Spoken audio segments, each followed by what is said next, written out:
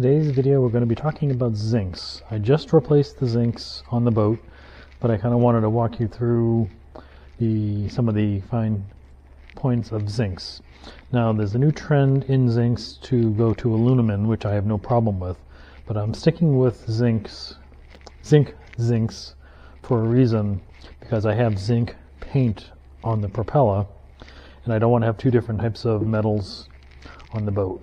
So I have a Maxprop, and here is a Canadian metal zinc replacement, which is pure zinc, and that is made for my propeller.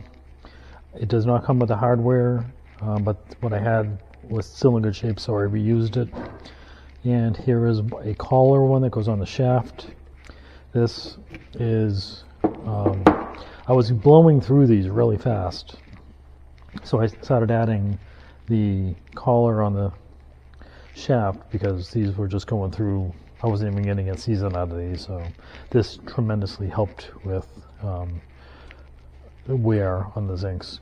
So they look pretty simple to install, and they are really simple to install, but there are some things that you need to think about.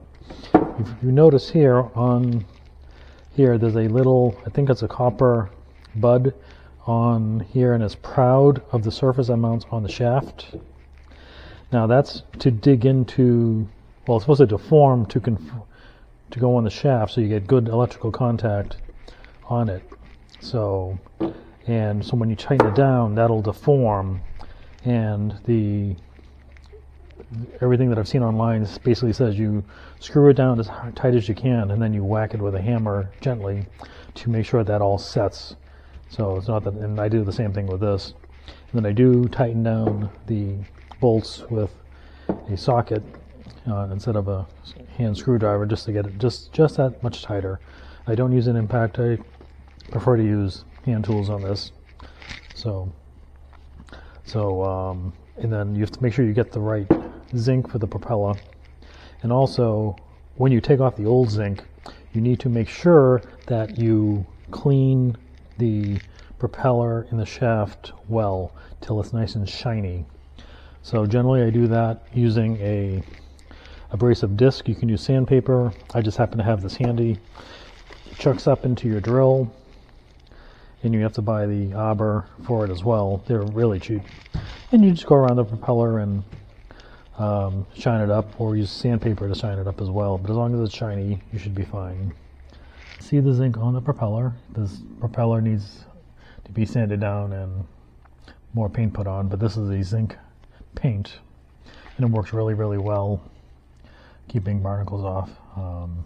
But here's the zinc. You can see how I tighten it down, and then there's no gap.